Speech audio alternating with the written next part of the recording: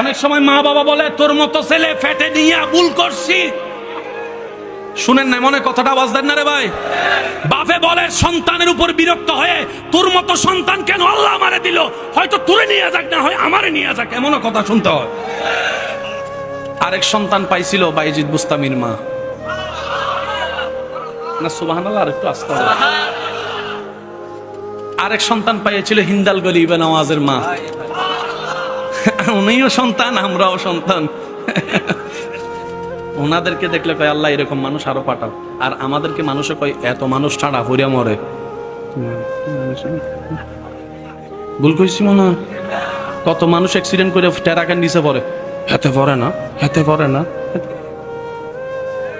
আমরা টাকা দিলেও মানুষকে নিজের করে রাখতে পারি না, কিন্তু আল্লাহর ওলিদের কাছে মানুষ প্রেম নিয়ে চলে যায়, ভালোবাসা নিয়ে চলে যায়। কেন?